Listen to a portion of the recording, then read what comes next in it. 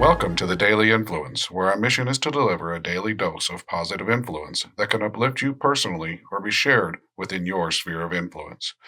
While not every episode may directly apply to your unique circumstances, we strive to provide insights and inspiration relevant to most people's daily, weekly, and monthly lives. Whether you are tuning in during the morning, noon, or night, the Daily Influence is here for you. Listen, share, and embrace the power of influence in your life.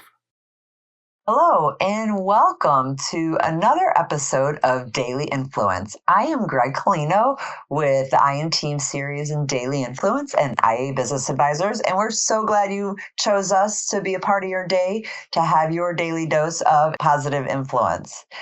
Today, I am here with Laura Adams. She is the founder and president of I Care for Adoptive and Foster Families, and she's a passionate believer in the power to make a difference. Laura, thank you so much for being here. Can you share a little bit about yourself with our audience? Sure. Thank you so much for having me. Yes, I've had over 30 years of experience in sales, marketing, advertising, business development, and as an adoptive mom and peer support leader for adoptive families. And we rolled everything out to form this nonprofit, I Care for Adoptive and Foster Families, where we are working at the intersection of education, mental health, and adopted and foster and kinship youth. Kinship youth are kids who are living with relatives, oftentimes the grandparents, and a lot of times, schools and professionals don't have a full understanding of their unique needs and challenges and the best ways to support them. So we are filling that gap, and that's why we're here. That's wonderful. I'm so glad you're here for those individuals to help them, Laura. And I'm glad you're here to help us learn more about you and how you can you share your positive influence. So we'll just jump right in. What inspired you to start spreading positivity and making a difference in lives of others? I've always had a big heart for adopted kids. Even before my husband and I were married, we were just dating. I was a big sister in the Big Brother, Big Sister program. And it really just affected me. She was, probably my first child in a way. It was a 13-year-old girl. And it just, I saw the benefits of spending time with someone. And as my husband and I went through life after we had our first two children, we knew we weren't done, and we decided to adopt internationally. We have two wonderful daughters from China, so four total, four girls, and just the twists and turns and journey of the experience, I knew that we could make a difference for others. So it led to, first of all, forming the Adoptive Family Support Group, which is Sequoia Families. We have 38 families with 64 adopted children. And just hearing their struggles and what they were concerned about, especially when it came to education, helped us to launch our nonprofit. And we just know, and we've seen it. I'm lucky every month when we meet and we talk, I can see the positive difference that we're making in the lives of these families. Laura, that's amazing. Thank you for sharing that story with us, and thank you for having such a positive influence on so many people. Can you tell us about a specific moment or experience where you felt you made a significant positive impact in someone's life? Yeah, I think every month, like I said, we hear of personal stories where families have taken the information we've provided or the suggestions or the resources we've given them, and have been able to help their children to thrive. But probably the biggest ones recently. So when we went to our families in January to talk to them about putting together a nonprofit, and the legal costs involved and everything, two families came up to me afterwards and said, without this group, we would not be able to be functioning. They said, we just value you and what you're doing. And they stepped up to cover those initial costs. So that's when I knew, we were really going to be able to make a profound impact. And then the other was when we started reaching out to schools. And one of the very first schools to sign up for mental health training, which we connect them to with the Center for Adoption Support and Education. They were so enthusiastic. The superintendent, the principal, the psychologist all said, we have been looking for something like this. We need this. Please let us take the training. The training's free, and we got them signed up. And, by the beginning of the next year, they'll all have certification in working with adopted, foster, and kinship children. Wow, that's a wonderful program that you offer. Thank you. Yes, it's really been exciting, actually. Yeah. Thank you. How do you believe acts of kindness, mentorship, or leadership can contribute to creating a more positive and supportive community or workplace environment? I always think, life is complicated for everyone.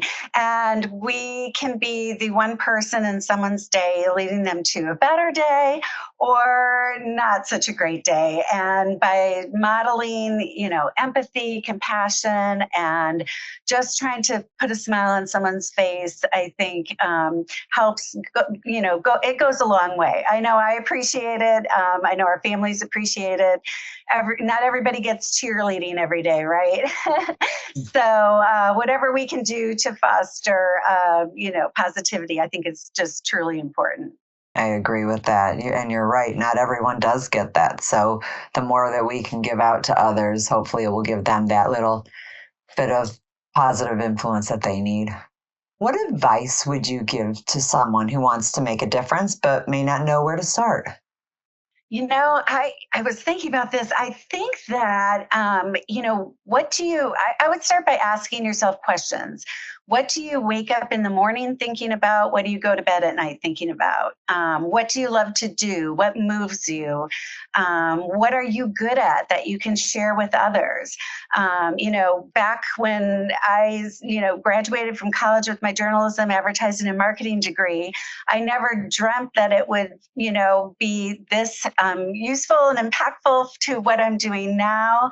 But it was something I was always good at. And now I'm able to take it and work it into something I'm very passionate about. And I just always tell people to just do that one thing that you're good at. I have a lot of people ask me or tell me that they wish that they could do something for adoptive and foster children, but they don't think they could be an adoptive or foster parent, that it would be too difficult for them or whatever their situation is. And I say, well, that's great, but then support these kids in another way. I have a friend who makes amazing homemade dinners, and she has now made a couple dinners for adoptive and foster families, which is so wonderful. We've had some families give the gift of babysitting and child care. So, whatever you're good at, you can make a difference for adoptive and foster care children. You don't have to be a actual parent. You can still impact their lives in another way. That's really good advice. And if they find what they're passionate about, they can think outside the box to other ways that they can help. Even as small as help that you give someone could be big help. So don't ever think something is too small. All help helps. Absolutely. Absolutely. Yeah. Even just a phone call to a mom saying, hey, I see you're trying and, I hope you're doing well, and just fostering that connection. So. Absolutely. Thank you. That's great advice. What message or words of encouragement would you like to share with our listeners who aspire to make a positive difference in the world? I really believe you should just always try. You just never know. I think a lot of times what stops people is the fear of not succeeding, right? You're putting yourself out there. You have an idea or a thought, and it can be intimidating. Sometimes you don't know how the world will receive you. But I do know from being in sales and from doing this work, just showing up, being persistent, figuring it out, looking at any roadblock along the way as a learning opportunity to get better. I learn something new every day in what I'm doing. And, education is lifelong, right? And so don't be worried about what the little details. Just go ahead, keep plowing forward, and you can succeed. That's really good advice, Laura. Thank you for sharing that. Thank you. If people want to get in touch with you, what's the best way to do so? The best way would probably be through our website or emailing me at laura@icareforaAAFF.org. Our website is I Care for Adoptive and Foster Families. If they do want to reach out to me by phone, it would be 872-262-6707. That's our business phone number. And yeah, I'd love to connect with anybody who's interested, in helping or is interested in learning more. Maybe they have information or a school that they'd like me to get in contact with, and I'm happy to do that. Great. Thank you, Laura. We'll put all that information in the show notes. So for anyone who is interested in getting in touch with Laura or her organization, which is I Care for Adoptive and Foster Families, we will do that. Laura, thank you so much for being here and sharing your experiences and your advice with our listeners. I know everyone's going to get a lot out of this. We really appreciate you joining us today. Thank you so much. And for those of you joining us, thank you for being here.